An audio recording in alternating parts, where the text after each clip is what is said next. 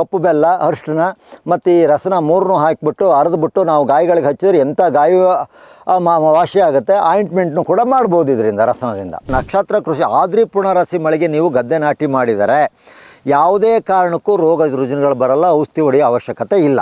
ನೋಡಿ, ಇದು ಕೂಡ ಮೆಡಿಸಿನ್ಗೂ ಸಂಬಂಧಪಡುತ್ತೆ, ಮನುಷ್ಯನ ಆರೋಗ್ಯಕ್ಕೂ. ತಿನ್ನೋ ವಸ್ತುಗಳಲ್ಲೇ ನಾವು ಔಷಧಿಯನ್ನು ಮಾಡ್ಕೋಬೋದು. 15ರಿಂದ 20 ದಿವಸದೊಳಗೆ ಸೊಸೆ ಹಾಕೋದ್ರಿಂದ ಏನಾಗುತ್ತೆ, ರಾಜಮುಡಿನೇ ಆಗಲಿ ಯಾವುದೇ ಭತ್ತನಾಗಲಿ ತಾಯಿ ಬೇರು ಹಾಳಾಗಲ್ಲ. ತಾಯಿ ಬೇರು ಇರಬೇಕು. 1.5 ತಿಂಗಳು ಯಾವುದೇ ಕಾರಣಕ್ಕೆ ಸೊಸೆಗೆ ಮಾಡಬಾರ್ದು. ನಮಸ್ಕಾರ ವೀಕ್ಷಕರೇ. ಕಳೆನಾಶಕಗಳು, ಕೀಟ ಮತ್ತು ಕ್ರಿಮಿನಾಶಕಗಳ ವಿಷಗಳನ್ನು ಸುರಿಯದೆ ಬೆಳೆಗಳನ್ನು ಬೆಳೆಯಲು ಸಾಧ್ಯವೇ ಇಲ್ಲ ಎಂದು ಬಹುಸಂಖ್ಯಾತ ರೈತರು ಹೇಳುತ್ತಿದ್ದರೆ, ಇಂತಹ ಯಾವ ರಾಸಾಯನಿಕಗಳನ್ನು ಬಳಸದೆ ಸಹಜ ಕೃಷಿ, ಸಾವಯವ ಕೃಷಿ, ಕಾಡು ಕೃಷಿ ಮುಂತಾಗಿ ಪ್ರಯೋಗ ಮಾಡುತ್ತಿರುವ ರೈತರ ಯಶೋಗಾಥೆಗಳು ದೇಶಾದ್ಯಂತ ಸಿಗುತ್ತವೆ. ಹಾಸನ ಜಿಲ್ಲೆಯಲ್ಲೇ ಇಂತಹ ನೂರಾರು ಪ್ರಯೋಗಶೀಲ ರೈತರು ಹಲವರು ಸಿಗುತ್ತಾರೆ. ಅಂಥವರಲ್ಲಿ ಹಾಸನ ತಾಲೂಕು ಕಟ್ಟಾಯ ಹೋಬಳಿ ಬ್ಯಾಡರಹಳ್ಳಿ ರವಿಶಂಕರ್ ಕೂಡ ಒಬ್ಬರು. ರೈತ ಸಂಘಟನೆಗಳಲ್ಲಿ, ಪರಿಸರ, ಕೃಷಿಕರ ಕಾರ್ಯಕ್ರಮಗಳಲ್ಲಿ ಚಿರಪರಿಚಿತರಾಗಿರುವ ರವಿಶಂಕರ್ ಅವರ ಜಮೀನಿಗೆ ಭೇಟಿ ನೀಡಿದ್ದ ವಿಶ್ವಪಥ ಬಳಗದೊಂದಿಗೆ ಇವರು ತಮ್ಮ ಅನುಭವಗಳನ್ನು ಹಂಚಿಕೊಂಡರು. ನೋಡಿ, ಇದು 1980ನೇ ಇಸ್ವಿಲಿ ಹಾಕಿದ್ದು ಸಪೋಟ. ಇದುವರೆಗೂ ಯಾವುದೇ ರಾಸಾಯನಿಕ ಗೊಬ್ಬರ, ಔಷಧಿಗಳನ್ನಾಗಲಿ ಸಿಂಪಡಿಸಿಲ್ಲ, ಕಳೆನಾಶಕನೂ ಹೊಡೆದಿಲ್ಲ. ಇದು ಕನಿಷ್ಠ 5 ಕ್ವಿಂಟಾಲ್ ಫಸಲು ಬಿಡುತ್ತೆ, ಹೇರಳುವ ಫಸಲು ಬಿಡುತ್ತೆ. ನಾವು ನ್ಯಾಚುರಲಾಗಿ ಬೆಳೆದಿದ್ದೀವಿ. ಹಿಂದಿನಿಂದಲೂ ಅದೇ ರೀತಿ ಮೇಂಟೈನ್ ಆಗ್ತಾಯಿದೆ. ಯಾವುದೇ ರೀತಿ ಸಮಸ್ಯೆ ಇಲ್ಲ. ಒಂದು 3 ತಿಂಗಳು ಫಸಲು ಬಿಟ್ಟ ಮೇಲೆ 3 ತಿಂಗಳು ನಾವು ಫಸಲು ಕೊಯ್ತೀವಿ, 3 ತಿಂಗಳವರೆಗೂ. ಆಮೇಲೆ ನಾವೇ ಕೂದು ನಾವೇ ಮಾರಾಟ ಮಾಡೋದ್ರಿಂದ ಇದರಲ್ಲಿ ಕನಿಷ್ಠ 15,000ದಿಂದ 20,000 ರೂಪಾಯಿವರೆಗೂ ಆದಾಯ ನಮಗೆ ಒಂದೇ ಗಿಡದಲ್ಲಿ ಆದಾಯ ದೊರೆಯುತ್ತೆ. ಮತ್ತು ಗಿಡ ಬೀಳುತ್ತೆ ಅಂತ ಹೇಳಿ ಗಿಡ ಎಲ್ಲ ತೋಲು ಕೊನೆಗೆ ಕಾಯಿ ಜಾಸ್ತಿಯಾಗಿ ಬೀಳ್ತಾ ಇರೋದ್ರಿಂದ ನಾವು ಸುತ್ತ ಆ ಕಂಬಗಳನ್ನು, ಮರದ ಕವಟ್ಲುಗಳನ್ನು ಕೊಟ್ಟು ನಿಲ್ಲಿಸಿದ್ದೀವಿ.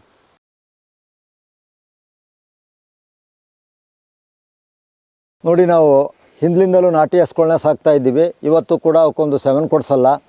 ಪ್ಯೂರ್ ನಾಟಿ ಹಸು ಹಳ್ಳಿಕಾರ್ ತಳಿಗಳಿವು. ಇವು ಉಳಕ್ಕೂ ಆಗ್ತವೆ, ವ್ಯವಸಾಯಕ್ಕೂ ಆಗ್ತವೆ. ನಾವು ಗದ್ದೆ ಹೊಲ ಎಲ್ಲನೂ ಇವರಲ್ಲೇ ಉಳೋದು.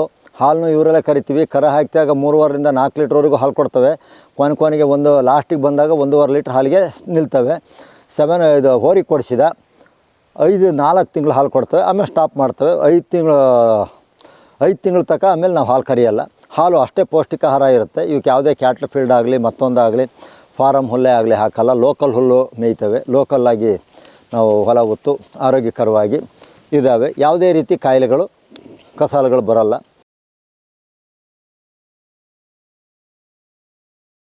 ನೋಡಿ, ಇದು ರಾಜಮುಡಿ ಭತ್ತ. ಇದು ಸುಮಾರು ನಮ್ಮ ತಾತನ ಕಾಲದಿಂದ ಹಾಕ್ತಾಯಿದ್ದೀವಿ. ತಾತನ ಕಾಲ ಅಂದರೆ ಇದು ಹೆಚ್ಚು ಕಡಿಮೆ 100 ವರ್ಷದ ಮೇಲಾಗಿದೆ ನಾವು ಹಾಕೋಕ್ಕೆ ಹಿಡಿದು. ಅಂದರೆ ಅವರು ಡೇಟ್ ಇಟ್ಟಿರಲಿಲ್ಲ. ಅಂದರೆ ನಮ್ಮ ತಾತನ ಕಾಲದಿಂದ ಅಂದರೆ ಮಿನಿಮಮ್ ಅಂದರೆ 100 ವರ್ಷದ ಮೇಲಾಗಿದೆ.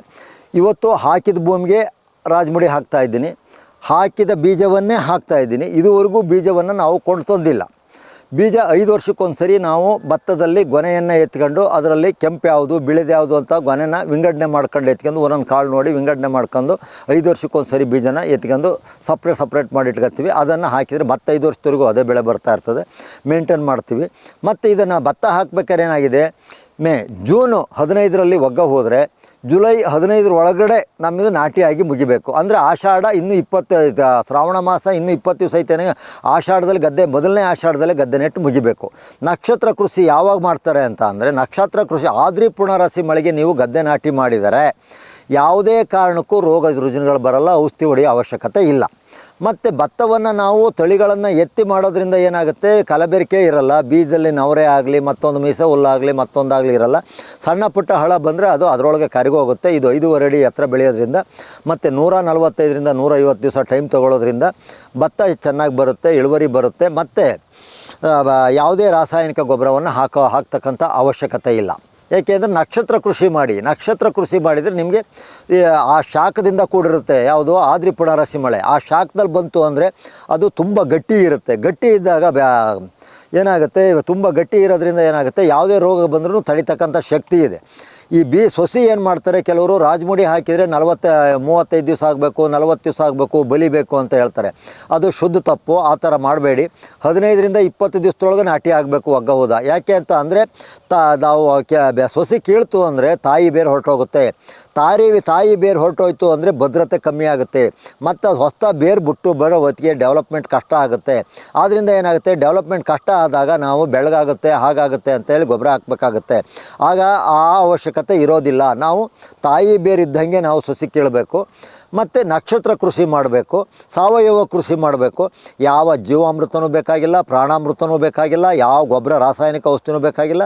ಮನೆ ಕಸವನ್ನು, ನಾಟಿ ಹಸುವಿನ ಕಸವನ್ನು ನೀವು ಗದ್ದೆ ನಾಟಿ ಮಾಡೋದಕ್ಕಿಂತ ಮೊದಲು ಅಂದರೆ ಬೇಸಿಗೆ ಕಾಲದಲ್ಲಿ ಒಂದು ಮಾರು ಅಂದರೆ 8 ಅಡಿ 10 ಅಡಿಗೆ ಒಂದೊಂದು ಮಂಕ್ರಿ ಎಸ್ಕೊಂಡು ಹೋದ್ರು ಸಾಕು.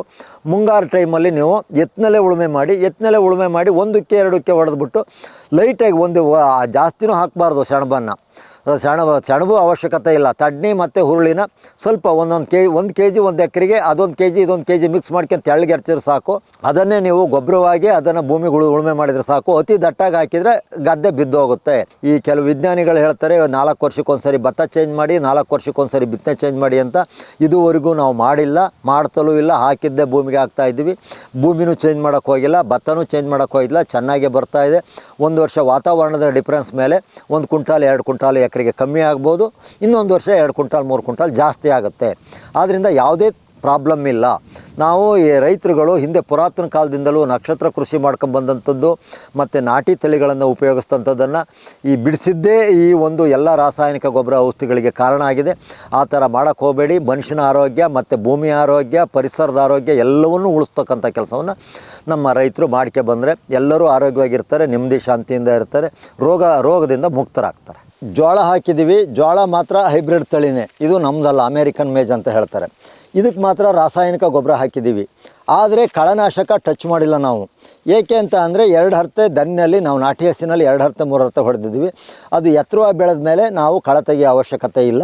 ಅದೇ ಆಗಿ ಕರಗುತ್ತೆ, ಏನು ತೊಂದರೆ ಇಲ್ಲ. ಕರಗದೇ ಇದ್ದರೂ ಪರವಾಗಿಲ್ಲ, ಜೋಳ ಚೆನ್ನಾಗಿ ಡೆವಲಪ್ ಆಗಿ ಬರುತ್ತೆ. ಕಳೆನಾಶಕ ಭೂಮಿಗಂತೂ ಹೊಡೆಯೋ ಅವಶ್ಯಕತೆ ಇಲ್ಲ. ಇದು ಈಗ 35 ವರ್ಷದ ಹಿಂದೆ ಇತ್ತು ಪಟಾವಳಿ ಕಬ್ಬು ಅಂತ. ಆರೋಗ್ಯಕ್ಕೆ ತುಂಬ ಒಳ್ಳೆಯದಿದು. ಈ ಕಬ್ಬನ್ನು ಉಪಯೋಗಿಸಿದ್ರೆ ನಾವು ಬೆಳಿಗ್ಗೆ ಸಾಯಂಕಾಲನಾಗಲಿ, ಬೆಳಿಗ್ಗೆ ಟೈಮ್ ಖಾಲಿ ಹೊಟ್ಟೆಗೆ ತಿಂದರೆ ಕಿಡ್ನಿಲಿ ಕಲ್ಲಿರಲ್ಲ, ಪಿತ್ತಕೋಶದಲ್ಲಿ ಕಲ್ಲಾಗಲ್ಲ, ಮತ್ತು ಜಾಂಡೀಸ್ ಕೇಳದೆ ಹೋಗುತ್ತೆ. ಆರೋಗ್ಯಕ್ಕೆ ತುಂಬ ಒಳ್ಳೆಯದು ಕಬ್ಬು. ಈ ತಳಿಯನ್ನು ಹಾಳು ಮಾಡಿಬಿಟ್ಟು ಈಗ ಜ್ಯೂಸ್ ಕಬ್ಬು ಅಂತ ಫಾರಮ್ ಕಬ್ಬುಗಳು ಹಾಕ್ತಾಯಿದ್ದಾರೆ. ಇದು ಚೆನ್ನಾಗಿ ಬಲ್ತಾದ್ಮೇಲೆ ಬೆಲ್ಲ ತೆಗೆದ್ರೂ ಕೂಡ ಅದು ಆರೋಗ್ಯಕ್ಕೆ ತುಂಬ ಒಳ್ಳೆಯದು. ಇದು 40 ವರ್ಷದಿಂದ ನಾನು ಹಾಗೇ ಇಟ್ಟಿದ್ದೀನಿ. ಈ ತಳಿಯನ್ನು ಹಾಳು ಮಾಡಿಲ್ಲ. ಜಿಲ್ಲೆಯಲ್ಲಿ ಮೊದಲನೇ ನಾನೇ ಇಟ್ಟಿದ್ದು. ಎಲ್ಲ ಹಾಳು ಮಾಡಿದ್ದಾರೆ ಹಾಕ್ತದ್ದಂಥವರೆಲ್ಲ. ನಾನು ಇಟ್ಟಿದ್ದು ಈಗ ಸುಮಾರು ಒಂದು 10-15 ಜನಕ್ಕೆ ನಾನು ಈ ಬಿತ್ತನೆಯನ್ನು ಕೊಟ್ಟಿದ್ದೀನಿ. ಹಳೆ ಕಾಲದ ಪಟಾವಳಿ ತಳಿ ಇದು. ನೋಡಿ, ಇದು ಪುಟ್ಟಬಾಳೆ ತಳಿ. ಸುಮಾರು 25-30 ವರ್ಷದಿಂದ ಇದೆ ನಮ್ತ.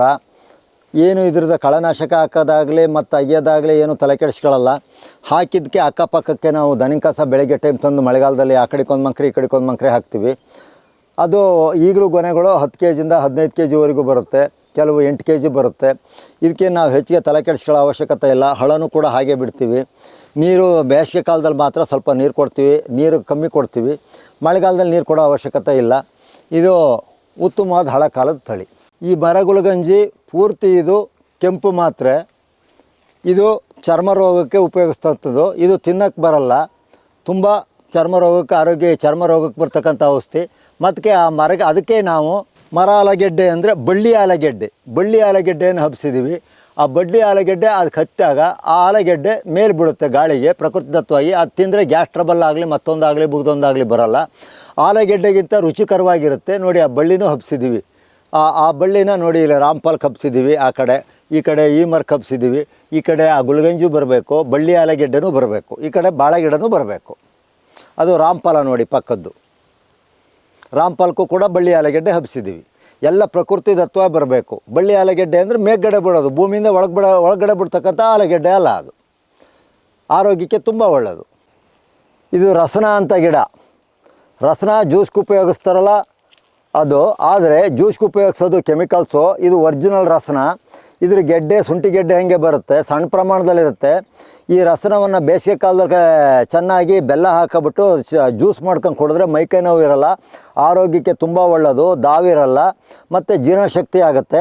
ಇದನ್ನು ಮೆಡಿಸಿನ್ಗೂ ಕೂಡ ಉಪಯೋಗಿಸ್ಬೋದು. ಮೆಡಿಸಿನ್ಗೆ ಅಂದರೆ ಅದ್ರ ಗೆಡ್ಡೆ ಬರುತ್ತೆ, ಗೆಡ್ಡೆ ಬಗೆದು ತೋರಿಸ್ಬೇಕಾಗತ್ತೆ. ಆ ಗೆಡ್ಡೆಯನ್ನು ಕಂಪ್ಲೀಟು ಸ್ವಲ್ಪ ಕಪ್ಪು ಬೆಲ್ಲ ಅರಿಶಿನ ಮತ್ತು ಈ ರಸನ ಮೂರನ್ನೂ ಹಾಕಿಬಿಟ್ಟು ಅರೆದ್ಬಿಟ್ಟು ನಾವು ಗಾಯಗಳಿಗೆ ಹಚ್ಚಿದ್ರೆ ಎಂಥ ಗಾಯ ವಾಸಿ ಆಗುತ್ತೆ. ಆಯಿಂಟ್ಮೆಂಟ್ನು ಕೂಡ ಮಾಡ್ಬೋದು ಇದರಿಂದ, ರಸನದಿಂದ ಆಯಿಂಟ್ಮೆಂಟು ಮತ್ತು ಕುಡಿಯೋಕ್ಕೆ ಜ್ಯೂಸ್ನೂ ಮಾಡ್ಬೋದು. ಎರಡೊಂದು ಅನುಕೂಲ ತುಂಬ ಇದೆ. ಇದು ರಸನ ಗಿಡ, ಇದು ನೋಡಿ, ಇದೇ ರಸನ ಗಿಡ. ಇದು ನಮಗೆ ಗೊತ್ತಿರಲಿಲ್ಲ ಮೊದಲು, ಈಗ ತುಂಬ ಆರೋಗ್ಯಕ್ಕೆ ಇದು ತುಂಬ ಉತ್ತಮವಾದಂಥ ಗುಣಮಟ್ಟ ಹೊಂದಿರತಕ್ಕಂಥದ್ದು. ಇದು ಕಾಡು ಮೆಂತ್ಯ. ಕಾಡು ಮೆಂತ್ಯ ಅಂದರೆ ಒಳಗಡೆ ಈ ಬೀಜ, ಇದು ಕಾಯಿ ದಪ್ಪ ಆದಾಗ ಒಳಗಡೆ ಮೆಂತ್ಯ ಟೈಪ್ ಇರುತ್ತೆ, ಕಹಿ ಇದಾಗುತ್ತೆ. ಮೆಂತ್ಯ ಹೇಗೆ ಕಹಿ ಬರುತ್ತೆ ಅದೇ ಥರ ಕಹಿ ಆಗುತ್ತೆ. ಅದನ್ನು ಸ್ವಲ್ಪ ಉಪಯೋಗಿಸಿದರೆ ಮನುಷ್ಯನ ಹಾರ್ಮೋನ್ಗೆ ತುಂಬ ಒಳ್ಳೆಯದು.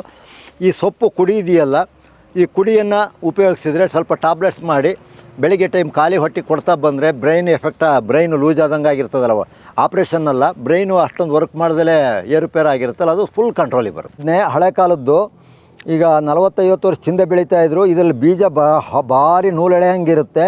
ಈ ಬದನೆಕಾಯಿ ತಿಂದರೆ ಗ್ಯಾಸ್ ಟ್ರಬಲ್ ಆಗಲಿ ಮತ್ತೊಂದಾಗಲಿ ಮುಗ್ದೊಂದಾಗಲಿ ಇರಲ್ಲ. ಒಂದು ಅರ್ಧ ಕೆ ಜಿ 1 kg ಪಲ್ಯ ಮಾಡಿಬಿಟ್ರೆ ಒಬ್ಬರೇ ತಿನ್ಕತ್ತಾರೆ, ಅಷ್ಟು ರುಚಿಕರವಾಗಿರುತ್ತೆ. ಈಗೆಲ್ಲ ಹೈಬ್ರಿಡ್ ಇದು ಮುಳುಗಾಯಿ ಬಂದುಬಿಟ್ಟು ಆಮೇಲೆ ಬೀಟಿ ಬದನೆ ಬಂದು ಎಲ್ಲರಿಗೂ ಆರೋಗ್ಯ ಕೆಟ್ಟು ಹೋಗ್ತಾ ಇದೆ. ಹಳೆ ಕಾಲದ ಬದನೆ ಹಾಕೊಳ್ಳಿ, ಯಾವುದೇ ಔಷಧಿ ಗೊಬ್ಬರ ಹಾಕಬೇಕಾಗಿಲ್ಲ. ಬರೀ ನಾಟಿ ಹಸಿನ ಸಗಣಿ ಗಂಜಲ ಗೊಬ್ಬರದಿಂದ ಬರುತ್ತೆ, ಆರೋಗ್ಯಕ್ಕೂ ಚೆನ್ನಾಗಿರುತ್ತೆ. ಇದು ಯಾವುದೇ ಔಷಧಿ ಗೊಬ್ಬರ ಹೊಡಿದೇ ಇದ್ದರೂ ಕೂಡ 2 ವರ್ಷ ಗಿಡ ಇರುತ್ತೆ, ಆಳವಾಗಿ ಗುಂಡಿ ತೆಗೆದು ಹಾಕ್ಯಂದ್ರೆ. ಪ್ರಕೃತಿ ತತ್ವ ಬರ್ತಕ್ಕಂಥದ್ದು ನೋಡಿ. ನಾಟಿ ಪಪ್ಪಾಯಿ, ಅದು ನಾಟಿ ಪಪ್ಪಾಯಿ ತುಂಬ ರುಚಿಕರವಾಗಿರುತ್ತೆ. ಅದು ನಾಟಿ ತುಪ್ಪದೀರೆ ಆ ಕಡೆ ಇರ್ತಕ್ಕಂಥದ್ದು. ಆ ತುಪ್ಪದೀರೆನೂ ಕೂಡ ಹಳೆ ಕಾಲದ ತಳಿ, ಹಬ್ಬುತ್ತೆ, ಆರೋಗ್ಯಕರವಾಗಿರುತ್ತೆ, ಚೆನ್ನಾಗಿರುತ್ತೆ. ಇದು ಸೀಗೆಮಳೆ. ಇದು ಸುಮಾರು 40-50 ವರ್ಷದಿಂದ ಸೀಗೆಮಳೆ ಇದೆ. ಈಗ ರೋಡ್ ಸೈಡ್ ಇದೆ. ರೋಡ್ ಸೈಡು ಜಾಗನೂ ವೇಸ್ಟ್ ಆಗಬಾರ್ದು, ಭೂಮಿನೂ ವೇಸ್ಟ್ ಆಗಬಾರ್ದು. ಮರಗಿಡಗಳಿಗೆ ಹಬ್ಬಿದರೆ ಅದರಲ್ಲೂ ಆದಾಯ ಆಗಬೇಕು ಅಂತ ಹಾಕಿದ್ದೀವಿ ನಾವು. ಇದು 3 ವರ್ಷಕ್ಕೊಂದು ಸರಿ ಹೇಳುವ ಫಸಲು ಬಿಡುತ್ತೆ. ಪ್ರತಿ ವರ್ಷ ಬಿಡೋದಾದ್ರೆ ಕಮ್ಮಿ ಬಿಡುತ್ತೆ. 3 ವರ್ಷಕ್ಕೊಂದು ಸರಿ ಹೇಳುವ ಫಸಲು ಬಿಟ್ಟರೆ 50,000ದಿಂದ 1 ಲಕ್ಷದವರೆಗೂ ಒಂದು ಬೆನಿಫಿಟ್ ಆಗ್ತಾಯಿತ್ತು. ಈಗ ಪ್ರಕೃತಿ ದತ್ತವಾಗಿ ಸ್ವಲ್ಪ ಹೂ ಕಟ್ಟೋದು ಕಮ್ಮಿ ಆಗಲಾಗಿ ಒಂದು 50,000ರಿಂದ 60,000 ರೂಪಾಯಿ ಆಗುತ್ತೆ. ಇದರಲ್ಲಿ ಯಾವುದೇ ಖರ್ಚಿಲ್ಲ, ಬರೀ ಕೆಡಗೋದು ಮತ್ತು ಅದನ್ನು ಆಯ್ಕೊಂಡು ಒಣಗಿಸ್ತಕ್ಕಂಥದ್ದು, ಮಿಲ್ ಮಾಡಿಸ್ತಕ್ಕಂಥದ್ದು. ಇದನ್ನು ಹಿಂದೆ ಉಪಯೋಗಿಸ್ತಾ ಇದ್ದು ತಲೆಗೆ ಪ್ರತಿಯೊಬ್ಬರು ಉಪಯೋಗಿಸ್ತಾ ಇದ್ದರು, ಆರೋಗ್ಯಕ್ಕೆ ಚೆನ್ನಾಗಿತ್ತು. ಆಮೇಲೆ ಶರೀರದೊಳಗೆ ಕಟ್ಟಲ್ಲ, ಏನೋ ಆ ಸ್ಮೆಲ್ ಬರುತ್ತಲ್ಲ, ಆ ಸ್ಮೆಲ್ಲು ಕೂಡ ಸೀನ್ ಬರೋದ್ರಿಂದ ಅಷ್ಟು ಆರೋಗ್ಯ ಬರುತ್ತೆ. ಮತ್ತು ತಲೆಗೆ ಹಾಕೋದ್ರಿಂದ ಡ್ರಾಪು ಆ ಡ್ರಾಪು ಈ ಡ್ರಾಪು ಬರ್ತವೆ ಅಂತಲ್ಲ, ಆ ಡ್ರಾಪ್ಗಳು ಯಾವುದೂ ಬರೋಲ್ಲ. ಮೈಯಿನ ಜಿಡ್ಡು ಕ್ಲೀನಾಗಿ ಹೋಗುತ್ತೆ. ಈ ಪಂಚೇಂದ್ರಿಯಗಳು ಕ್ಲೀನಾಗಿ ವರ್ಕ್ ಮಾಡ್ತವೆ. ಆ ಜಿಡ್ಡಂಶ, ಮೈಲಿ ಕೊಳೆ ಅಂಶ ಹೊರಟೋಗುತ್ತೆ. ಮೈ ಕಡ್ತಾ ಬರಲ್ಲ, ಮೈ ನವೆ ಬರಲ್ಲ. ಎಲ್ಲ ಮೈನ ಚರ್ಮ ರೋಗಕ್ಕೆ ಅತ್ಯಂತ ಹೇಳಿ ಮಾಡಿಸಿದಂಥ ಔಷಧಿಗಳು. ಅದೆಲ್ಲನೂ ಬಿಟ್ಟು ಈಗ ಶಾಂಪು ಉಪಯೋಗಿಸ್ತಾ ಇದ್ದಾರೆ. ಶಾಂಪು ಉಪಯೋಗಿಸಿ ತಲೆನೋವು ಬರ್ತಾ ಇದೆ, ಕಣ್ಣಿಗೆ ಎಫೆಕ್ಟ್ ಆಗ್ತಾ ಇದೆ. ಅರ್ಜೆಂಟಿಗೆ ಆ ಶೆಡ್ ಹಾಕಿದ್ದಂಥದ್ದನ್ನು ಉಪಯೋಗಿಸಿ ಇವತ್ತು ಎಲ್ಲ ಆರೋಗ್ಯನೂ ಹಾಳು ಮಾಡ್ಕೊಂಡು ಮೈ ಕೈ ಕಡ್ತ ಎಲ್ಲನೂ ಮಾಡಿ ನವೆ ಮಾಡಿ ಚರ್ಮ ರೋಗ ತಜ್ಞರನ್ನ ಜಾಸ್ತಿ ಮಾಡ್ತಾ ಇದ್ದಾರೆ. ಚರ್ಮರೋಗ ತಜ್ಞರು ಹೇಳಬೇಕಾದ್ದು ಬೇರೆ ಹೇಳಿದಾಗ ಅವರು ಬೇರೆ ಮಾತ್ರೆ ಔಷಧಿಗಳನ್ನು ಉಪಯೋಗಿಸಿ ಅನುಭವಿಸ್ಬೇಕಾಗ್ತದೆ. ಇವೆಲ್ಲ ನ್ಯಾಚುರಲನ್ನು ಉಪಯೋಗಿಸಿ ಚರ್ಮರೋಗ ಡಾಕ್ಟ್ರ್ ಇರಬಾರ್ದು ಅಂತ ನಾವು ಹೇಳ್ತಾ ಇಲ್ಲ. ಆದರೆ ನಾವೇನು ನ್ಯಾಚುರಲಾಗಿ ಉಪಯೋಗಿಸೋದ್ರಿಂದ ಆರೋಗ್ಯಕ್ಕೆ ಮತ್ತು ಚರ್ಮರೋಗಕ್ಕೆ ತುಂಬ ಬೆನಿಫಿಟ್ ಆಗುತ್ತೆ. ಈ ಸೈಕಲ್ಲು 45 ವರ್ಷ ಆಗಿದೆ. ನಾನು ಇದುವರೆಗೂ ಈ ಸೈಕಲ್ನೇ ಹೊಡಿತಾ ಇರೋದು. ಇದುವರೆಗೂ ಒಂದು ಯಾವುದೇ TVS ಆಗಲಿ, ಯಾವುದೇ ಬೈಕ್ ಆಗಲಿ, ಕಾರ್ ಆಗಲಿ ನಾನು ಇದುವರೆಗೂ ತೊಗೊಂಡಿಲ್ಲ. ಆಮೇಲೆ ಈ ಸೈಕಲ್ಗೆ ಇದುವರೆಗೂ ಪೇಂಟ್ ಮಾಡಿಲ್ಲ. ಅದು ಗಂಟೆಗಟ್ಟಲೆ ಒರೆಸೋ ಅವಶ್ಯಕತೆಯೂ ಇಲ್ಲ. ಶೀತದಲ್ಲಿ ಒಂದು ಅತಿ ಮಣ್ಣಾದಾಗ ಒಂದು ಸ್ವಲ್ಪ ಸಣ್ಣ ಪುಟ್ಟ ಧೂಳು ಒರೆಸೋದು ಬಿಟ್ಟರೆ ಟೈರು ಟೋಬು ಸೌದೋದ್ರೆ ಹಾಕ್ಸ್ಕೊತೀನಿ. ಕಂಬಿಗಳು ಯಾವುದೂ ಹಾಕ್ಸಿಲ್ಲ. ನೋಡಿ ಸೈಕಲ್ ಎಷ್ಟು ಹತ್ರ ಇದೆ. ಇದು ಬೀಸಿ ಕಾಲು ಎಸ್ದಾಗ ಇಡೀ ನರಗಳೆಲ್ಲವೂ ಎಳೆಯುತ್ತೆ. ಸೊಂಟ ನೋವಾಗಲಿ, ಮೈಕೈ ನೋವಾಗಲಿ, ಮಂಡಿ ನೋವು ಬರಲ್ಲ. ಕಾಲನ್ನು ಎಷ್ಟು ಬೀಸಿ ಎಸಿತೀವಿ ಅನ್ನೋದನ್ನು ಹಾಗೆ ಬೀಸಿ ಎಸಿರಿ ಅಂದರೆ ಯಾರ ಕೈಲೂ ಆಗಲ್ಲ. ಬೀಸಿ ಎಸೆಯೋದು, ಹತ್ತೋದು, ಇಳಿಯೋದು ಅಂದಾಗ ಮತ್ತು ತುಣಿಯೋದು. 1 ಕಿಲೋಮೀಟ್ರ್ ಸೈಕಲ್ ತುಣ್ತು ಅಂತ ಅಂದರೆ ಲೆವೆಲ್ ಜಾಗದಲ್ಲಿ 200ರಿಂದ 250 ಸರಿ ತುಣಿಬೇಕಾಗತ್ತೆ. ಮೇಕೆ ಕೆಳಿಕೆ 250 ಸರಿ ತುಣಿತೀವಿ.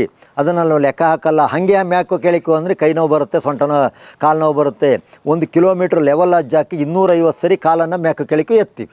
ನಾವು ವ್ಯಾಯಾಮ ಮಾಡ್ತಾಯಿದ್ದೀವಿ ಅನ್ನೋದು ಕಾಣಲ್ಲ. ಮತ್ತು ಆರೋಗ್ಯನೂ ಕೂಡ ವೃದ್ಧಿ ಆಗುತ್ತೆ. ಅದ್ರ ಜೊತೆ ಕೆಲಸನೂ ಆಗುತ್ತೆ. ವ್ಯಾಯಾಮಕ್ಕೆ ಕಾಲ ಕಳೆಯೋ ಅವಶ್ಯಕತೆ ಇಲ್ಲ ನಮಗೆ. ನೋಡಿ, ನಾವು ಅಕ್ಕಿ ಮಿಲ್ ಮಾಡಿಸ್ತೀವಿ. ಅಕ್ಕಿ ಮಿಲ್ ಮಾಡಿಸಿದ್ರೆ ಏನಾಗುತ್ತೆ, ನಮ್ಮ ಅಕ್ಕಿ ಮಿಲ್ ಮಾಡಿಸಿದ್ರೆ ಹುಳಿಯುತ್ತೆ, ಹಾಗಾಗುತ್ತೆ ಹೀಗಾಗುತ್ತೆ ಅಂತ ಹೇಳ್ತಾರೆ. ಅಕ್ಕಿ ಮಿಲ್ ಮಾಡಿಸಿದ್ರು ನಾವು 50 kg ಅಕ್ಕಿಗೆ ಒಂದು 25 ಕಾಳನ್ನು ಮೆಣಸು ಹಾಕೊಳ್ಳಿ. ಒಂದು ಕಾಟನ್ ಬಟ್ಟೆ ಅಂದರೆ ಬಟ್ಟೆ ತೆಳುವಾಗಿರಬೇಕು. ಅದಕ್ಕೆ ಒಂದು 2-3 ಬೆಳ್ಳುಳ್ಳಿ ಗೆಡ್ಡೆಯನ್ನು ಹಾಕೊಳ್ಳಿ. ಅದನ್ನು ಗಂಟು ಕಟ್ಟಿ 50 kg ಚೀಲದೊಳಗೆ ಹಾಕಿ ಗಂಟು ಹಾಕಿಬಿಟ್ಟು ನೀವು ಆ ಚೀಲದೊಳಗೆ ಹಾಕಿಬಿಟ್ಟು ಚೀಲದ ಬಾಯಿ ಕಟ್ಟಿ ಆಮೇಲೆ ನೆಲಕ್ಕೆ ಇಡಬೇಡಿ, ಮಣೆ ಹಾಕಿಬಿಟ್ಟು ಆ ಚೀಲವನ್ನು ಮಣೆ ಮೇಲೆ ಇಡಿ. 3 ತಿಂಗಳಿದ್ರೆ 4 ತಿಂಗಳಿಡಿ, ಅಕ್ಕಿ ಒಂದು ಚೂರು ಹುಳಿಯೋದಿಲ್ಲ, ಯಾವುದೇ ಥರದ ಹುಳುಗಳು ಆಡಲ್ಲ. ಆರೋಗ್ಯಕ್ಕೂ ತುಂಬ ಒಳ್ಳೆಯದು. ಯಾವುದೇ ಔಷಧಿ ಹಾಕಿ ಯಾವುದೇ ಕಾರಣಕ್ಕೆ ಇಡಬೇಡಿ, ಆರೋಗ್ಯ ಸಂಪೂರ್ಣ ಹಾಳಾಗುತ್ತೆ. ನೋಡಿ, ಇದು ಕೂಡ ಮೆಡಿಸಿನ್ಗೂ ಸಂಬಂಧಪಡುತ್ತೆ, ಮನುಷ್ಯನ ಆರೋಗ್ಯಕ್ಕೂ. ತಿನ್ನೋ ಅಂಥ ವಸ್ತುಗಳಲ್ಲೇ ನಾವು ಔಷಧಿಯನ್ನು ಮಾಡ್ಕೋಬೋದು, ಆರೋಗ್ಯಕ್ಕೆ ತುಂಬ ಒಳ್ಳೆಯದು. ಇವರು ನಮ್ಮ ಶ್ರೀಮತಿಯವರು ಗುಣಸುಂದರಿ ಅಂತ. ನಾವು ಮದುವೆ ಆಗಿ 35 ವರ್ಷ ಆಯಿತು. ನಮಗೆ 2 ಹೆಣ್ಮಕ್ಳು ಸಾಕೊಂಡು ಇವರನ್ನು ನಾವು ಮನೇಲಿ ಮೇಂಟೈನ್ ಮಾಡ್ಕೊಂಡು ಹೋಗ್ತಾಯಿದ್ವಿ. ಈ ಯಾವುದೇ ಸರ್ಕಾರಿ ನೌಕರು ಇನ್ನೊಬ್ಬರು ಜೀವನ ಮಾಡೋದಕ್ಕಿಂತ ನಾವು ಅತ್ಯುತ್ತಮವಾಗಿ ಆರೋಗ್ಯಕರವಾಗಿ ಯಾವುದೇ ಆಡಂಬರಗಳಿಲ್ದಲೆ, ಯಾವುದೇ ದುರಾಚಾರಗಳಿಲ್ದಲೆ ನಾವು ನೆಮ್ಮದಿ ಶಾಂತಿಯಿಂದ ಸಹಬಾಳ್ವೆಯಿಂದ ಬಾಳ್ಕೊಂಡು ನೆಮ್ಮದಿ ಶಾಂತಿಯಿಂದ ಜೀವನ ಮಾಡ್ತಾಯಿದ್ವಿ. ನಮಗೆ 2 ಹೆಣ್ಮಕ್ಳು. ನಂದು ಮದುವೆ ಆಗಿ 35 ತುಂಬಿ 36 ವರ್ಷ ಆಯಿತು. ಒಬ್ಬಳ ಹೆಸರು ಶ್ರುತಿ ಅಂತ, ಒಬ್ಬಳ ಹೆಸರು ಕೃತಿ ಅಂತ. ಶ್ರುತಿ ಅನ್ನೋಳು MA B.Ed PhD ಮಾಡಿದ್ದಾಳೆ. ಇದುವರೆಗೂ ನಾವು ಯಾವುದೇ ಪ್ರೈವೇಟ್ ಸ್ಕೂಲ್ಗಳಿಗೆ ಇದುವರೆಗೂ ಸೇರಿಸಿಲ್ಲ. ನಾವು ಯಾವುದೇ ಫೀಸನ್ನು ಹೊರತಕ್ಕಂಥ ಕೆಲಸವನ್ನು ಮಾಡಿಲ್ಲ. ಈ ಒಂದು ಯಾವುದೇ ಸೀಟ್ ಸಿಕ್ಕಬೇಕಾದ್ರೂ ಕೂಡ ನಮಗೆ ಗೌರ್ನಮೆಂಟ್ ಕೋಟಾದಲ್ಲೇ ಸೀಟ್ ಸಿಕ್ಕಿದ್ದು, ಕಾಲಕ್ಷೇಪ ಕೂಡ ಬಂತು. ಇದುವರೆಗೂ ನನ್ನ ಮಕ್ಕಳು ಓದ್ಸೋಕ್ಕೆ MA B.Ed PhD ಮಾಡಿದ್ರು, 5 ರೂಪಾಯಿ ಖರ್ಚು ಮಾಡಿಲ್ಲ. ಮತ್ತು ಇನ್ನೊಬ್ಬಳು M.Com ಮಾಡಿದ್ದಾಳೆ, ಅವಳು ಕೂಡ PhDಗೆ ಹೋಗೋಕ್ಕೆ ಇದು ಮಾಡ್ತಾಯಿದ್ದಾಳೆ. ಅವಳಿಗೂ ಕೂಡ ನಾವು 1 ರೂಪಾಯಿ ಖರ್ಚು ಮಾಡಿಲ್ಲ. ಇಡೀ ಕ್ಲಾಸ್ಗೆ 1ನೇ ಸ್ಥಾನ 2ನೇ ಸ್ಥಾನದಲ್ಲಿ ಬಂದಿದ್ದಾರೆ. ಮನೇಲಿ ಎಲ್ಲ ಕೆಲಸನೂ ಅವರು ಹೊಲದ ಕೆಲಸ ಕೇಳ್ತಿರೋ, ಗದ್ದೆ ಕೆಲಸ ಕೇಳ್ತಿರೋ, ಗದ್ದೆ ಕುಯ್ಯಬೇಕೋ, ಒಕ್ಕಣೆ ಮಾಡಬೇಕೋ, ಹೊಲದ ಕೆಲಸ, ಮಣ್ಣಿನ ಕೆಲಸ, ಪ್ರತಿಯೊಂದು ಗದ್ದೆ ತೆವರು ಹೆರಿಯೋದ್ರಿಂದ ಹಿಡಿದು ಪ್ರತಿಯೊಂದು ಕೆಲಸನೂ ಮಾಡ್ತಾರೆ. ಬರೀ ಓದಿ ಅಂತ ಬಿಟ್ಕೊಂಡು ಮಕ್ಕಳನ್ನು ನಾವೇನು ಮಾಡಿದ್ದೀವಿ, ಒಂಥರ ಹುಚ್ಚರನ್ನು ಮಾಡಿ ಹಾಕಿದ್ವಿ ಹೊರತಾಗಿ ಅವರಿಗೆ ಪ್ರಕೃತಿ ತತ್ವವಾಗಿ ಹೇಗೆ ಬದುಕಬೇಕು, ಹೇಗೆ ಜೀವನ ಮಾಡಬೇಕು, ಹೇಗೆ ಆರೋಗ್ಯವನ್ನು ಉಳಿಸ್ಬೇಕು, ಹೇಗೆ ಅಡುಗೆ ಮಾಡಬೇಕು ಅನ್ನೋದನ್ನು ಇದುವರೆಗೂ ಮಕ್ಕಳಿಗೆ ಕಲಿಸ್ತಾ ಇಲ್ಲ. ಬರೀ ಓದಿನ ಭ್ರಮೇಲಿ ಹೋಗ್ಬಿಟ್ಟು ಅವ್ರು ಏನು ಮಾಡ್ತಾ ಇದ್ದಾರೆ ಅಂತ ಅಂದರೆ, ಆ ಓದಿನ ಭ್ರಮೆಯಿಂದ ನನಗೆ ಸರ್ಕಾರಿ ಕೆಲಸವೇ ಸಿಗಬೇಕು, ನನಗೆ ಆ ಕೆಲಸ ಮಾಡೋಕ್ಕಾಗಲ್ಲ, ಈ ಕೆಲಸ ಮಾಡೋಕ್ಕಾಗಲ್ಲ ಅಂತ ಹೇಳಿ ಹಠಮಾರಿತನ ಮಾಡ್ತಾರೆ. ಅವ್ರು ಮದುವೆ ಆದರೂ ಕೂಡ ಮುಂದೆ ಜೀವನ ಮಾಡೋದು ಕಷ್ಟ ಆಗುತ್ತೆ. ಇದೇ ಜಪಾನಲ್ಲಿ ನೋಡಿ, ಅವರು ಗುಲಾಮ್ಗಿರಿಯಿಂದ ಮಾಡ್ತಾ ಇಲ್ಲ. ಅವರೆಲ್ಲ 14 ವಿದ್ಯೆಗಳನ್ನು ಕಲಿಬೇಕು ಅವರಲ್ಲಿ. ಅವರು ಕೃಷಿಯಿಂದ ಹಿಡಿದು ಕುಲುಮೆ ಕೆಲಸದಿಂದ ಹಿಡಿದು ಪ್ರತಿಯೊಂದು ಕೆಲಸನೂ ಕಲಿತ ಮೇಲೆ ಅವನು ಯಾವ ಕೆಲಸದಲ್ಲಿ ಆಸಕ್ತಿ ಇರುತ್ತೆ ಆ ಕೆಲಸಕ್ಕೆ ಹೋಗ್ತಾನೆ.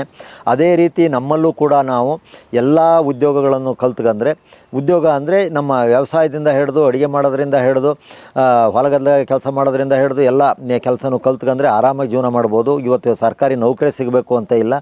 ಮತ್ತು ಆರೋಗ್ಯಕರನೂ ಕೂಡ ಆರೋಗ್ಯನೂ ಉಳಿಸ್ಕೋಬೋದು, ಫ್ರೀಯಾಗಿರ್ಬೋದು. ಹೋದ ಮನೇಲೂ ಚೆನ್ನಾಗಿರ್ತಾರೆ, ಇರೋ ಮನೇಲೂ ಚೆನ್ನಾಗಿರ್ತಾರೆ. ನೀವು ಯಾವುದನ್ನು ಕಲಿಸ್ತೆ ಓದಿ ಹುಚ್ಚರನ್ನು ಮಾಡಿದರೆ, ಕೆಲವ್ರು ಹೇಳ್ತಾಯಿದ್ರು. ನಾವು ಒಂದು ಸರಿ DC ಆಫೀಸ್ಗೆ ಹೋಗಿದ್ವು. ಲೂಕ್ಲಾಸ್ ತೊರೈ ಅಂತ ಹೇಳಿ ಜಿಲ್ಲಾಧಿಕಾರಿ ಇದ್ದರು. ಆ ಜಿಲ್ಲಾಧಿಕಾರಿ ಅವರಿಗೆ ನಾವು ತರಕಾರಿ ರೇಟೆಲ್ಲ ಇಳಿದು ಹೋಗಿದೆ.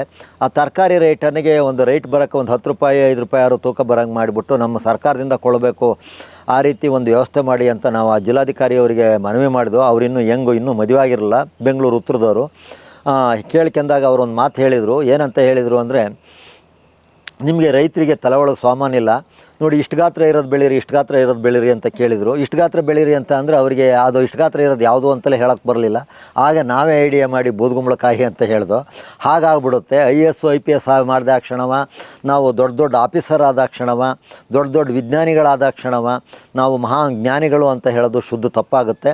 ನಾವು ಎಲ್ಲವೂ ಕೂಡ ಪ್ರಕೃತಿಲೇ ಇದೆ. ಆರೋಗ್ಯಕ್ಕೆ ಬೇಕಾದಂಥ ಎಲ್ಲ ಕಾಯಿಲೆಗಳಿಗೂ ಬೇಕಾದಂಥ ಗಿಡಮೂಲಿಕೆಗಳು ಕೂಡ ಪ್ರಕೃತಿಲೇ ಇದೆ, ಮನೇಲೂ ಇದೆ. ಆಮೇಲೆ ತಿಂತಕ್ಕಂಥ ಹಣ್ಣುಗಳು ಕೂಡ ಮನೇಲಿದ್ದಾವೆ. ಈಗ ನಮ್ಮ ತಂದೆ ಬದುಕಿದ್ರು, ಸೇಬು ತಿಂದಿರಲಿಲ್ಲ, ದ್ರಾಕ್ಷಿ ತಿಂದಿರಲಿಲ್ಲ. ಈಗ ಡ್ರೈ ಫುಡ್ಡು ಅಂತ ಹೇಳ್ತಾರೆ. ಡ್ರೈ ಫುಡ್ ತಿನ್ನಿ, ಆ ಫುಡ್ ತಿನ್ನಿ, ಈ ಫುಡ್ ತಿನ್ನಿ ಅಂತಾರೆ. ತಿಂದಿದ್ರ BP ಚೆಕ್ ಮಾಡ್ತಿರಲ್ಲ, ಹಾರ್ಟ್ ಚೆಕ್ ಮಾಡ್ತಿರಲಿಲ್ಲ. ಅವ್ರು ಹಾಸ್ಪಿಟ್ಲಿಗೆ ಹೋದ್ರಲ್ಲ, ಅವರಿಗೆ ಡೆಂಟಲ್ ಕಾಲೇಜು ಅಂದರೆ ಗೊತ್ತಿಲ್ಲ, ಯಾವುದು ಗೊತ್ತೇ ಇಲ್ಲ. ಅವರೆಲ್ಲ ಆರೋಗ್ಯಕರವಾಗಿ ಜೀವನ ಮಾಡಲಿಲ್ವೇ? ನಾವು ಅದನ್ನು ಹಿಡ್ಕೋಬೇಕು. BP ಚೆಕ್ ಮಾಡಿಸಿ, ಶುಗರ್ ಚೆಕ್ ಮಾಡಿಸಿ, ಹಲ್ಲು ಕೀಳ್ಸೋಕ್ಕೆ ಅಷ್ಟೊಂದು ಖರ್ಚು ಮಾಡಿ, ಇಷ್ಟೊಂದು ಖರ್ಚು ಮಾಡಿ, ಇವೆಲ್ಲವೂ ಅವಶ್ಯಕತೆ ಇಲ್ಲ. ಇಷ್ಟೊಂದು ಎಲ್ಲವನ್ನೂ ನಾವು ಏನಾಗುತ್ತೆ, ಹಳೆ ಪದ್ಧತಿಯಲ್ಲಿ ಅವರು ಎಡದೆ ಹೆಪ್ಟೆ ಬೆಳ್ಳಾದರೂ ಕೂಡ ಒಳ್ಳೆ ಜ್ಞಾನಿಗಳಾಗಿದ್ದರು, ವಿಚಾರವಂತರಾಗಿದ್ದರು, ಬುದ್ಧಿಜೀವಿಗಳಾಗಿದ್ದರು. ಅವರನ್ನೆಲ್ಲ ನಾವು ದಡ್ರು ಅಂತ ಮೂಲ ಗುಂಪು ಮಾಡಿ ಇವತ್ತು ನಾವು ಪ್ರತಿಯೊಂದಕ್ಕೂ ಎಲ್ಲವನ್ನೂ ಅವಲಂಬಿಸೋಕೆ ಹೋಗಿ ನಮ್ಮ ಆರೋಗ್ಯ ಮತ್ತು ಭೂಮಿ, ನಮ್ಮ ಜಲ, ನೆಲ ಎಲ್ಲವನ್ನೂ ಹಾಳು ಮಾಡ್ತಾ ಇದ್ವಿ. ಇಂಥ ಹಾಳು ಮಾಡೋ ಪದ್ಧತಿಯನ್ನು ಬಿಟ್ಟು ನಾವು ನೆಮ್ಮದಿ ಶಾಂತಿಯಿಂದ ಇರಬೇಕು. ಸರ್ಕಾರಿ ಸ್ಕೂಲ್ಗಳಿಗೆ ಸೇರಿಸಿ ಆರೋಗ್ಯಕರವಾಗಿ ಜೀವನ ಮಾಡಿ, ಮಕ್ಕಳು ಚೆನ್ನಾಗಿ ಓದ್ತವೆ. SLC ಕನ್ನಡದಲ್ಲೇ ಓದೋಕ್ಕೆ ನೀವು ಟ್ರೈನಿಂಗ್ ಕೊಡಿ. ಕನ್ನಡ ಅಕ್ಷರ ಅಂದರೆ ಅರ್ಥ ಮಾಡ್ಕೊಂಡಲ್ಲ, ಉಪಾಧ್ಯಾಯರಿಗೂ ಕನ್ನಡ ಪಾಠ ಮಾಡೋಕ್ಕೆ ಬರುತ್ತೋ ಇಲ್ವೋ ನನಗೆ ಗೊತ್ತಿಲ್ಲ. ಅಂದರೆ ಮೇಕ್ ಹೋಗುತ್ತೆ, ಆರೋಗ್ಯಕರ. ಈ ಅಂದರೆ ಇರ್ತಕ್ಕಂಥ ಪ್ರಕೃತಿಯ ಗಾಳಿಯನ್ನು ಒಳಗಡೆ ಎಳ್ಕೊಳ್ಳುತ್ತೆ. ಒಳಗಡೆ ಎಳ್ಕೊಂಡಾಗ ಏನಾಗುತ್ತೆ, ನಮಗೆ ನೀರಿನಂಶ ಬರುತ್ತೆ. ನಾನು ಇದುವರೆಗೂ ನೋಡಿ, ನನಗೆ 65 ವರ್ಷ ಆದರೂ ಕೂಡ ಬೆಳಗ್ಗೆ ಟೈಮ್ ತಿಂಡಿ ತಿಂದಾಗ ನೀರು ಕುಡಿದ್ರೆ, ಮಧ್ಯಾಹ್ನ ಊಟ ಮಾಡುವಾಗಲೇ ನಾನು ನೀರು ಕುಡಿಯೋದು, ಮತ್ತು ರಾತ್ರಿ ಊಟ ಮಾಡುವಾಗಲೇ ನೀರು ಕುಡಿಯೋದು. ಊಟ ಮಾಡಿದ ಮೇಲೆ ಇದುವರೆಗೂ ಮಧ್ಯದಲ್ಲಿ ನೀರು ಕುಡಿಯೋಕ್ಕಲ್ಲ, ಎಂಥ ಉರ್ಬಿಸ್ತಲ್ಲಿ ಕೆಲಸ ಮಾಡಿದ್ರು. ಯಾಕೆ ಅಂದರೆ ಪ್ರಕೃತಿಯನ್ನು ನಾವು ಸೇವಿಸೋಕೆ ಗೊತ್ತಿಲ್ಲ. ಈಗ ನಮ್ಮ ಭಾಷೆ ಅಂದರೆ ಎಷ್ಟು ಅದ್ಭುತವಾದ ಭಾಷೆ ಅಂದರೆ ಇಡೀ ಪ್ರಪಂಚದಲ್ಲಿ ಅದ್ಭುತವಾದ ಭಾಷೆ. ಆ ಅಂದರೆ ಮೇಕ್ ಹೋಗುತ್ತೆ, ಈ ಅಂದರೆ ಒಳಗಡೆ ಬರುತ್ತೆ. ಈ ಊ ಅಂದರೆ ನೋಡಿ, ಒಳಗಡೆಯಿಂದ ಹೃದಯದಿಂದ ಬರ್ತಕ್ಕಂಥ ಅಕ್ಷರದಿಂದ ಏನಾಗುತ್ತೆ, ಹೃದಯ ಶುದ್ಧಿ ಆಗುತ್ತೆ. ಅಂದರೆ ಹೃದಯ ಶುದ್ಧಿ ಆಗುತ್ತೆ. ಆ ಅಕ್ಷರ 52 ಅಕ್ಷರಗಳಿದೆಯಲ್ಲ, ಅಕ್ಷರದಿಂದ ಎಲ್ಲ ಕಾಯಿಲೆನೂ ಹೋಗುತ್ತೆ ಅನ್ನೋದನ್ನು ಮನಗಾಣಬೇಕು. ಇಲ್ಲೇನಾಗುತ್ತೆ, ಇಂಗ್ಲೀಷ್ ಹೇಳೋದು ವಾಟ್ ಈಸ್ ದಿಸ್ ಇಸ್ ಪುಸ್ ಅಷ್ಟೇ. ABCD E ಅಂತ ಅಂದರೆ ಒಳಗಡೆ ಎಳ್ಕೊಳ್ಳೋದೇ ಬರಲ್ಲ. ಇಂಥ ಅಕ್ಷರಗಳನ್ನು ನೀವು ಕೊನೆಗೆ ಕಲಿಸಿ. ವಿದೇಶಕ್ಕೆ ಹೋಗಬೇಕು ಅಂದರೆ ಅವನ್ನು SLC ಮೇಲ್ಪಟ್ಟು ಇಂಗ್ಲೀಷ್ ಕಲಿಸಿ. ಕನ್ನಡವನ್ನು ಸ್ಪಷ್ಟವಾಗಿ ಕಲಿಸಿದರೆ ಕನ್ನಡದಲ್ಲಿ ಕಾಕಲು ಕೊಟ್ಟು ಕಾಕಿಳಿ ಕಾ ಕುಂಬು ಕು ಇಡೀ ನರನಾಡಿಗಳೆಲ್ಲವನ್ನೂ ಎಳೆಯುತ್ತೆ. ಆ ನರನಾಡಿಗಳೆಲ್ಲವನ್ನೂ ಎಳೆದಾಗ ನಮಗೆ ಒಳ್ಳೆಯ ಆರೋಗ್ಯಕ್ಕೆ ವ್ಯಾಯಾಮ, ಯೋಗ, ಯಜ್ಞಗಳೆಲ್ಲವನ್ನು ಮಾಡಿದರೆ ನಮ್ಮ ಕಾಗಲ್ಗುಣಿತದಲ್ಲಿದೆ. ಮತ್ತು ಈ ಅಕ್ಷರಗಳಲ್ಲಿದೆ. ಇದು ಪಾಠಶಾಲೆಗಳಿಂದ ಅವರೇನಾಗಿದೆ, ಈ ಅಂದರೆ ಬರೀ ಕನ್ನಡ ಭಾಷೆ ಅಂತ ಹೇಳ್ತಾ ಇದ್ದಾರೆ. ಇದು ಆರೋಗ್ಯಕ್ಕೂ ಕೂಡ ಅನುಕೂಲ, ವ್ಯಾಯಾಮಕ್ಕೂ ಕೂಡ ಅನುಕೂಲ, ಹೃದಯ ರೋಗಕ್ಕೂ ಅನುಕೂಲ ಅನ್ನೋದನ್ನು ಎಷ್ಟರ ಮಟ್ಟಿಗೆ ಎಳಿಬೇಕು, ಎಷ್ಟರ ಮಟ್ಟಿಗೆ ಎಳಿಬೇಕು, ಕು ಅನ್ನೋದು ಎಷ್ಟರ ಮಟ್ಟಿಗೆ ಎಳಿಬೇಕು ಅನ್ನೋದನ್ನು ಮಕ್ಕಳಿಗೆ ಪಾಠ ಮಾಡೋದನ್ನು, ಇದರಿಂದ ಇಂತಿಂಥ ಕಾಯಿಲೆಗಳು ಹೋಗ್ತವೆ ಅನ್ನೋದನ್ನು ಶಾಲಾ ಉಪಾಧ್ಯಾಯರುಗಳು ಕೂಡ ಮನಗಾಣಬೇಕಾಗ್ತದೆ. ತಂದೆ ಮತ್ತು ತಾತ ಮಾಡ್ತಿದ್ದು ಸಾವಯವ ಕೃಷಿ, 100ಕ್ಕೆ 100 ಸಾವಯವ ಕೃಷಿ ಮಾಡ್ತಾಯಿದ್ರು. ಮಧ್ಯದಲ್ಲಿ ರಾಸಾಯನಿಕ ಕೃಷಿ ಬಂತು. ಮಧ್ಯದಲ್ಲಿ ರಾಸಾಯನಿಕ ಕೃಷಿ ಬಂದಾಗ ನಾವು ಹಳೆ ಕಾಲದ ಪದ್ಧತಿ ನೀವೆಲ್ಲ ಉಪಯೋಗಿಸಬೇಡಿ, ರಾಸಾಯನಿಕ ಕೃಷಿಲಿ ಬೆಳೆದ್ರೆ ಹೇರಳವಾಗಿ ಬೆಳೆ ಬೆಳಿಬೋದು, ದೇಶಕ್ಕೆಲ್ಲ ಅನ್ನ ಕೊಡ್ಬೋದು, ಸಮಾಜಕ್ಕೆ ಉದ್ಧಾರ ಆಗುತ್ತೆ, ಬೇಕಾದಷ್ಟು ಅನುಕೂಲ ಆಗುತ್ತೆ ಅಂತ ಹೇಳಿದರು. ಅದನ್ನು ನಾವು ಮನಗಂಡು ಏನು ಮಾಡಿಬಿಟ್ಟು, ಈ ವಿಜ್ಞಾನಿಗಳು ಹೇಳಿದರು ಅಂತ ಹೇಳಿಬಿಟ್ಟು ಅದನ್ನು ಕೇಳಿಬಿಟ್ಟು ರಾಸಾಯನಿಕ ಗೊಬ್ಬರ ಔಷಧಿಯನ್ನು ಬಳಸಿದಾಗ ನಾವೇನು ಮಾಡಿದೆ, ಹೇರಳವಾಗಿ ಬೆಳೆ ಬೆಳೆಯೋಕ್ಕೆ ಹೋದೋ, ಭೂಮಿ ರಾಸಾಯನಿಕ ಔಷಧಿ ಗೊಬ್ಬರವನ್ನು ಹೇರಳವಾಗಿ ಹಾಕೋದು. ಅದರಿಂದ ಖರ್ಚು ದುಬಾರಿ ಆಯಿತು, ಭೂಮಿ ಹಾಳಾಯಿತು, ಇಳುವರಿನೂ ಕೂಡ ಕಮ್ಮಿ ಆಯಿತು. ಅದರಿಂದ ನಾವು ಯಾವುದೇ ಆದಾಯ ಕಾಣೋಕ್ಕಾಗಲಿಲ್ಲ. ಸಾಲಗಳನ್ನು ಮಾಡಿದರು, ವಿಪರೀತ ಸಾಲ ತೀರ್ಸೋಕ್ಕಾಗದಂಥ ಪರಿಸ್ಥಿತಿಗೂ ಹೋಯಿತು. ರಾಸಾಯನಿಕ ಕೃಷಿ ಮಾಡಿ ಅನೇಕ ತೊಂದರೆಗಳನ್ನು ನಾವು ಅನುಭವಿಸಿದ ಮೇಲೆ ನಾವೇನು ಮಾಡಿದೋ, ಈಗ ಕೆಟ್ಟ ಮೇಲೆ ಬುದ್ಧಿ ಬತ್ತು, ಅಟ್ಟ ಮೇಲೆ ಒಲವರಿತು ಅಂತ ಗಾದೆ ಪ್ರಕಾರ ನಾವು ಹಳೆ ಪದ್ಧತಿಗೆ, ನಮ್ಮ ತಾತ ಮುತ್ತಾತ ಮಾಡಿದ ಪದ್ಧತಿಗೆ ನಾವು ಹೋದವು. ತಾತ ಮುತ್ತಾತನ ಪದ್ಧತಿಗೆ ಮಾಡಿದ ಒಂದು 3-4 ವರ್ಷಕ್ಕೆ ನಾವೆಲ್ಲ ಸಾಲನ್ನು ತೀರಿಸ್ಕೊಂಡ್ವು. ಆಮೇಲೆ ಸಾವಯವ ಕೃಷಿ ಮಾಡೋಕ್ಕೆ ಹಿಡಿದು 40 ವರ್ಷ ಆಯಿತು. 40 ವರ್ಷದಿಂದ ನಾವು ಇದುವರೆಗೂ ಯಾವುದೇ ಮನೆ ಕಟ್ಟಬೇಕಾಗಲಿ, ಮದುವೆ ಮಾಡಬೇಕಾಗಲಿ, ₹1 ಸಾಲ, ಬ್ಯಾಂಕ್ ಸಾಲವೇ ಆಗಲಿ, ಕೈ ಸಾಲವಾಗಲಿ ಮಾಡ್ದಂಗೆ ಉಪಯೋಗಿಸ್ಕೊಂಡು ಮೇಂಟೈನ್ ಮಾಡ್ದೋ ಅಂದರೆ ನಾವು ಹಳೆ ಪದ್ಧತಿಯನ್ನು ಅನುಸರಿಸ್ತಾ ಇದ್ದೀವಿ. ಹಳೆ ಪದ್ಧತಿ ಅಂದರೆ ಒಂದು ರಾಗಿ ಬೆಳಿಬೇಕಾಗಲಿ, ಭತ್ತ ಬೆಳಿಬೇಕಾಗಲಿ, ನಕ್ಷತ್ರ ಕೃಷಿಯನ್ನು ನಾವು ಮಾಡ್ತೀವಿ. ನಕ್ಷತ್ರ ಕೃಷಿ ಮಾಡಿದರೆ ರೋಗಗಳು ಬರಲ್ಲ. ರಾಗಿ ಹಾಕಿದರೆ 7 ಹರ್ತೆ ಹೊಡೆದ್ರೆ ಹೇಳ್ದಂಗೆ ರಾಗಿ ಬರುತ್ತೆ ಅಂತ ಹಳಬ್ರು ಹೇಳ್ತಾಯಿದ್ರು. ಅದೇ ರೀತಿ ನಾವು ಮಾಡಿದಾಗ ಹೇರಳುವ ಬೆಳೆ ಬರುತ್ತೆ. ರಾಗಿನೂ ಚೆನ್ನಾಗಿರುತ್ತೆ, ಊಟಕ್ಕೂ ಚೆನ್ನಾಗಿರುತ್ತೆ. ಭತ್ತನೂ ಕೂಡ ಅಷ್ಟೇ. ನಾವು ಆದ್ರಿ ಪುನರಾಸಿ ಮಳೆಗೆ ಗದ್ದೆ ನಾಟಿ ಮಾಡಿ ಮುಗಿಬೇಕು. ಅಂದರೆ ಒಟ್ಲು ಪಾತಿ ಮಾಡಬೇಕಾದ್ರೆ ಜೂನ್ 15ಕ್ಕೆ ಸ್ಟಾರ್ಟ್ ಮಾಡಿದರೆ ಜುಲೈ 15ರೊಳಗಡೆ ನಾಟಿ ಮಾಡಿ ಮುಗಿದೋಗಬೇಕು. ಆದ್ರಿ ಪುನರಾಸಿ ಮಾಡಿ ಗದ್ದೆ ನಾಟಿ ಮಾಡಿದರೆ ಶಾಖದಿಂದ ಕೂಡಿರುತ್ತೆ. ಶಾಖದಿಂದ ಕೂಡಿರಿದಾಗ ನಮಗೆ ಅದಕ್ಕೆ ಯಾವುದೇ ರೋಗ ರುಜಿನ ಹತ್ತಲ್ಲ, ಮತ್ತು ಬೇರುಗಳು ಕೂಡ ಹೇರಳುವ ಕೊಡ್ತವೆ. 15ರಿಂದ 20 ದಿವಸದೊಳಗೆ ಸೊಸೆ ಹಾಕೋದ್ರಿಂದ ಏನಾಗುತ್ತೆ, ರಾಜಮುಡಿನೇ ಆಗಲಿ ಯಾವುದೇ ಭತ್ತನಾಗಲಿ ತಾಯಿ ಬೇರು ಹಾಳಾಗಲ್ಲ. ತಾಯಿ ಬೇರು ಇರಬೇಕು. 1-1.5 ತಿಂಗಳು ಯಾವುದೇ ಕಾರಣಕ್ಕೆ ಸೊಸೆಗೆ ಮಾಡಬಾರ್ದು. 15ರಿಂದ 20 ದಿವಸಕ್ಕೆ ಹಾಕಿದರೆ ತಾಯಿ ಬೇರು ಇರೋದ್ರಿಂದ ತಾಯಿ ಬೇರು ಹೇರಳವಾಗಿ ಬೇರು ಕೊಡುತ್ತೆ. ಬೇರು ಕೊಟ್ಟಾಗ ಭತ್ತ ಹೇರಳವಾಗಿ ಬೆಳೆಯುತ್ತೆ, ದೃಢಕಾಯವಾಗಿ ಬೆಳೆಯುತ್ತೆ, ಗಟ್ಟಿ ಬೆಳೆಯುತ್ತೆ, ರೋಗ ರುಜಿನಗಳು ಟಚ್ ಆಗಲ್ಲ. ಮತ್ತು ರಾಜಮುಡಿ 145 ದಿವಸದಿಂದ 150 ದಿವಸದ ಬೆಳೆ, ಅದು ನಿಧಾನಕ್ಕೆ ಬೆಳೆಯುತ್ತೆ. ನಿಧಾನಕ್ಕೆ ಬೆಳೆಯೋದ್ರಿಂದ ನಾವು ಗಾಬರಿ ಪಟ್ಕೋಬೇಕಾಗಿಲ್ಲ, ಕಪ್ಪಾಗಿಲ್ಲ, ಬೇಗ ಬೆಳೆದಿಲ್ಲ ಅಂತ ಗೊಬ್ಬರ ಹಾಕಿದ್ರೆ ನಾವೇನಾಗುತ್ತೆ, ಅದು ಕೊನೆ 3ರಿಂದ 4 ತಿಂಗಳವರೆಗೂ ಬೆಳೆಯುತ್ತೆ. 5 ತಿಂಗಳು ಬೆಳೆ, ಅದು 5 ತಿಂಗಳು ಬೆಳೆ ಆದ್ದರಿಂದ ಕೊನೆ ಬೆಳೆದ ಮೇಲೆ ಬಿದ್ದೋಗ್ಬಿಡುತ್ತೆ. ಯಾವುದೇ ಗೊಬ್ಬರ ಔಷಧಿ ಹಾಕಬಾರ್ದು. ನ್ಯಾಚುರಲಾಗಿ ಬೆಳೆದ್ರೆ, ನಾವು ನಕ್ಷತ್ರ ಕೃಷಿ ಬೆಳೆದ್ರೆ ಬೀಳೋದಿಲ್ಲ. ಆ ರೀತಿ ನಾವು ಮೇಂಟೈನ್ ಮಾಡಿದರೆ ನಾವು ಅದನ್ನು ಕಟಾವಿಗೆ ಬಂದಂಥ ಸಂದರ್ಭದಲ್ಲಿ ಕೈಲೇ ಕುಯ್ಯಬೇಕು. ಮತ್ತು ಗದ್ದೆಯಲ್ಲಿ 3ರಿಂದ 4 ದಿವಸ ಬಿಡಬೇಕು. ತಂದುಬಿಟ್ಟು ಗುಡ್ಡಲ್ಲಿ ಮೆದೆ ಹಾಕಬೇಕು. ಮೆದೆ ಅಂದರೆ ಗುಡ್ಡೆ ಹಾಕಬೇಕು. ಗುಡ್ಡೆ ಹಾಕಿದ 45ರಿಂದ 50 ದಿವಸಲಾದ್ರೂ ಗುಡ್ಡೆಲಿರಬೇಕು. ಗುಡ್ಡೆಲಿ ಮಾಗಿದ ಮೇಲೆ ಆ ಭತ್ತವನ್ನು ಬಡಿಬೇಕು. ಟ್ಯಾಕ್ಟ್ರಲ್ಲಿ ಡಮ್ಮಸ್ ಮಾಡಬಾರ್ದು. ಅದನ್ನು ಮಿಲ್ ಮಾಡಿಸಿ ಊಟ ಮಾಡಿದರೆ ನಿಮಗೆ ಆರೋಗ್ಯ ಎಷ್ಟು ಚೆನ್ನಾಗಿರುತ್ತೆ ಅನ್ನೋದನ್ನು ನೀವೇ ನೋಡಬೇಕಾಗತ್ತೆ. ಬೇರೆ ರಾಜಮುಡಿ ಬೆಳೆಯೋದಕ್ಕೂ ನಮ್ಮ ರಾಜಮುಡಿಗೂ ಊಟ ಮಾಡಿದವ್ರು ಹೇಳ್ತಾರೆ, ಇದನ್ನು ನೀವೇನು ಸ್ಪೆಷಲ್ಲಾಗಿ ಈ ಥರ ಮಾಡ್ತಾಯಿದ್ರಲ್ಲ, ಎಷ್ಟು ರುಚಿಕರವಾಗಿದೆ ಅಂತ ಹೇಳ್ತಾರೆ. ಅಷ್ಟೊಂದು ಅದ್ಭುತವಾಗಿ ಬರುತ್ತೆ. ನಾವು ಬೇಸಿಗೆಯಲ್ಲಿ ಗದ್ದೆಗೆ ಕಸವನ್ನು ಹೊತ್ಕೋಗಿ ಹಾಕ್ತೀವಿ. ಮಳೆಗಾಲದಲ್ಲಿ ನಾವು ಏನು ಮಾಡ್ತೀವಿ ಅಂದರೆ ತೆಂಗಿನ ತೋಟಗಳಿಗೆ ಹಾಕ್ತೀವಿ. ತೆಂಗಿನ ತೋಟಗಳಿಗೆ ಹಾಕೋದ್ರಿಂದ ಏನಾಗುತ್ತೆ, ನಾವು ಜೀವಾಮೃತ ಮಾಡೋ ಅವಶ್ಯಕತೆ ಇಲ್ಲ. ಇಲ್ಲಿ ಅರೆ ಮಲೆನಾಡು ಏರಿಯಾ ಆಗಿರೋದ್ರಿಂದ ತೆಂಗಿನ ಬುಡಕ್ಕೆ ಹಾಕ್ಬೇಕಾದ್ರೆ ನಾವು 10 ಬುಡಕ್ಕೆ ಹಾಕಲ್ಲ, ಒಂದು ಮಾರು ಅಂದರೆ 8 ಅಡಿ 10 ಅಡಿ ದೂರಕ್ಕೆ ಹಾಕ್ತೀವಿ. ಆ ಕಸ ಮತ್ತು ಗಲೀಜು ದನಿಂದೆಲ್ಲನೂ ಹಾಕಿದಾಗ ಏನಾಗುತ್ತೆ, ಅದ್ರ ಮೇಲೆ ಮಳೆ ಬೀಳುತ್ತೆ. ಮಳೆ ಬಿದ್ದಾಗ ಏನಾಗುತ್ತೆ, ಅದೇ ಜೀವಾಮೃತವಾಗಿ ಪರಿಣತಿ ಹೊಂದುತ್ತೆ. ಅದು ತೆಂಗಿನ ಗಿಡನೂ ಕೂಡ ಅಷ್ಟೇ ಆರೋಗ್ಯ ಬರುತ್ತೆ. ಮೊದಲೆಲ್ಲ 200-300 ಕಾಯಿ ಬಿಡ್ತಿದ್ದೋ, ಈಗ 150ರಿಂದ 200 ಕಾಯಿನವರೆಗೂ ಬಿಡ್ತವೆ. ಅದನ್ನು ಉಳುಮೆ ಮಾಡೋ ಅವಶ್ಯಕತೆಯೂ ಇಲ್ಲ, ಯಾವುದನ್ನು ಹೆಚ್ಚಿಗೆ ತಲೆ ಕೆಡಿಸ್ಕೋಬೇಕಾದಂಥ ಅವಶ್ಯಕತೆ ಇಲ್ಲ. ಬಾಳೆನೂ ಅಷ್ಟೇ, ನಾವು ಅದನ್ನು ಕೂಡ 10 ಅಡಿ 15 ಅಡಿಗೆ ಹಾಕಿದ್ವಿ. ಅಳತೆ ಇಷ್ಟು ಅಂತ ಇಲ್ಲ, 15 ಅಡಿ ದೂರಕ್ಕೆ ಹಾಕ್ತೀವಿ. ದೂರಕ್ಕೆ ಹಾಕಿದ್ದೇನಾಗುತ್ತೆ, ಬೇರುಗಳು ವಿಶಾಲವಾಗಿ ಬಿಡುತ್ತೆ, ಗಾಳಿ ಬೀಳುತ್ತೆ, ಬೆಳಕು ಬರುತ್ತೆ. 10ರಿಂದ 15 kg ಆರಾಮಾಗಿ ಬಾಳೆ ಬರುತ್ತೆ. 25 ವರ್ಷ 30 ವರ್ಷ ಆದರೂ ಆರಾಮಾಗಿ ಬಾಳೆ ಬೆಳ್ಕೊಬೋದು. ನಾವು ಬರೀ ಆ ಕಡೆ ಒಂದು ಮಂಕ್ರಿ ಈ ಕಡೆಗೆ ಒಂದು ಮಂಕ್ರಿ ಕಸ ಹಾಕ್ತೀವಿ. ಮಳೆಯಲ್ಲಿ ಅದನ್ನು ರಸ ಇಳಿದು ಹೇರಳವಾಗಿ ಬರುತ್ತೆ. ಏನಾಯ್ತಾ ಅಂದರೆ, ನಾವು ಪೇಸ್ಟ್ ಇವತ್ತವರೆಗೂ ಪೇಸ್ಟ್ ತರಲ್ಲ ನಾವು. ಹಲ್ಪುಡಿಯನ್ನು ನಾವೇ ನಾಟಿ ಹಸಿನ ಬೆರಣಿ ಬೂದಿಯಿಂದ ನಾವು ತಯಾರು ಮಾಡ್ಕೊಳ್ತೀವಿ. ಹುತ್ತದ ಮಣ್ಣಿನ ಸೋಪಿನಿಂದ ಕೂಡ ಸೋಪ್ ಮಾಡ್ಬೋದು. ಆಮೇಲೆ ಕಡಲೆ ಹಿಟ್ಟು ಸೀಗೆ ಪುಡಿ ಹಾಕ್ಯಂಡು ಸ್ನಾನ ಮಾಡ್ತೀವಿ. ಇದುವರೆಗೂ ನಾವು ಪೇಸ್ಟ್ ಆಗಲಿ ಸೋಪ್ ಆಗಲಿ ಉಪಯೋಗಿಸಿಲ್ಲ. ನಮಗೆ 65 ವರ್ಷ, ಆರೋಗ್ಯಕರವಾಗಿದ್ದೀವಿ. BP ಶುಗರು ಬರಲ್ಲ. BP ಶುಗರೆಲ್ಲವನ್ನು ನಾವು ತಂದ್ಕೊಳ್ತಕ್ಕಂಥದ್ದು ತಿನ್ನಾಹಾರ ಮತ್ತು ನಾವು ಏನು ದಿನನಿತ್ಯದ ಉಪಯೋಗಿಸ್ತೀವಿ ಅದರ ಮೇಲೆ ಡಿಪೆಂಡ್ ಆಗುತ್ತೆ. ನಾಟಿ ಹಸುವಿನ ಹಾಲು ಕುಡೀರಿ, ನಾಟಿ ಹಸುಗಳನ್ನ ಸಾಕಿ, ನಾಟಿ ಹಸುವಿನ ಸಗಣಿನ ಭೂಮಿಗೆ ಉಪಯೋಗಿಸಿದರೆ ತುಂಬ ಅನುಕೂಲ ಆಗುತ್ತೆ. ಇದುವರೆಗೂ ನಾವು ಹಿಂದೆ ಸಿಂಧಿ ಹಸು ಸಾಕಿ ಅನಾಹುತಗಳು ತುತ್ತಾದವು. ಆದ್ದರಿಂದ ಸಿಂಧಿ ಹಸುಗಳನ್ನೆಲ್ಲವನ್ನು ಬಿಟ್ಟು ಈಗ ಪ್ಯೂರ್ ನಾಟಿ ಹಸುಗಳು ಇಟ್ಟಿದ್ವಿ. ಕ್ರಾಸನ್ನು ಕೂಡ ನಾವು ಇಟ್ಟಿಲ್ಲ. ನಮ್ಮ ತಾಯಿ 98 ವರ್ಷ ಬದುಕಿದ್ರು. BP ಇಲ್ಲ, ಶುಗರ್ ಇಲ್ಲ, ಅಲ್ಸರ್ ಇಲ್ಲ, ಅಪೆಂಡಿಕ್ಸ್ ಇಲ್ಲ, ಒಂದೇ ಆಪ್ರೇಷನ್ ಕೂಡ ಆಗಲಿಲ್ಲ. ಅವರು ಆರೋಗ್ಯಕರವಾಗಿರಲಿಲ್ವೇ? ಹಳೆ ಕಾಲದ ಪದ್ಧತಿಯನ್ನು ನಾವು ಉಪಯೋಗಿಸಿದರೆ ಅವರಿಗೆ 12 ಜನ ಮಕ್ಕಳು ಒಂದೇ ಒಂದು ಹಾಸ್ಪಿಟ್ಲಿಗೆ ಹೋದಾರಲ್ಲ, ಬಿದ್ದು ಅವರಿಗೆ 97 ವರ್ಷಕ್ಕೆ ಬಿದ್ದು ಕಾಲು ಜಾರಿ ಬಿದ್ದ ಗಂಡು ಹೋದಾಗ ಎಫೆಕ್ಟ್ ಆದದ್ದು ಬಿಟ್ಟರೆ ಅವ್ರು ಅಲ್ಲಿವರೆಗೂ ಅವ್ರು ಕೆಲಸನೇ ಮಾಡ್ತಾಯಿದ್ರು. ಅವ್ರ ನಿತ್ಯ ಕರ್ಮಗಳನ್ನು ಅವರೇ ಮಾಡ್ಕೊಳ್ತಾಯಿದ್ರು. ನಮ್ಮ ತಂದೆ 90 ವರ್ಷ ಬದುಕಿದ್ರು, ಅವರು ಕೂಡ ಆರೋಗ್ಯಕರವಾಗಿದ್ದರು.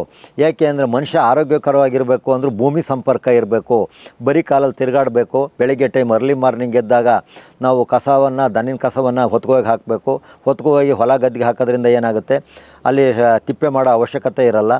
ಆಗ ಹೊಲ ಗದ್ದೆಗಳಿಗೆ ಗೋಡು ಗೊಬ್ಬರ ಹೇರೋಕ್ಕೆ ಆಳು ಜೊತೆ ಮಾಡಬೇಕು, JCB ಜೊತೆ ಮಾಡಬೇಕು, ಟ್ರ್ಯಾಕ್ಟರ್ ಜೊತೆ ಮಾಡಬೇಕು ಅನ್ನೋ ಅವಶ್ಯಕತೆ ಇಲ್ಲ. ಅದರಿಂದಲೂ 10, 15, 20 ಸಾವಿರ ಉಳಿತದೆ.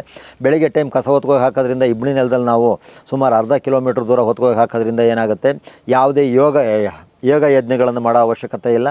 ಅಂಥ ಡೈಜೆಷನ್ ಆಗುತ್ತೆ, ಆರೋಗ್ಯ ಚೆನ್ನಾಗಿರುತ್ತೆ. ಮಂಕ್ರಿಲಿ ಕಸ ಎತ್ತೋದ್ರಿಂದ ಎಲ್ಲ ವ್ಯಾಯಾಮಗಳು ಕೂಡ ಬರುತ್ತೆ. ಪ್ರಕೃತಿದತ್ತವಾಗಿ ನಾವು ಜೀವನ ಮಾಡಬೇಕೇ ಹೊರತಾಗಿ ಭೂಮಿಗೆ ಹೊಂದ್ಕೊಂಡು ಜಲಕ್ಕೆ ಹೊಂದ್ಕೊಂಡು ಜೀವನ ಮಾಡಿದರೆ ತುಂಬ ಆರೋಗ್ಯಕರವಾಗಿರುತ್ತೆ, ನೆಮ್ಮದಿ ಜೀವನವನ್ನು ಮಾಡ್ಬೋದು.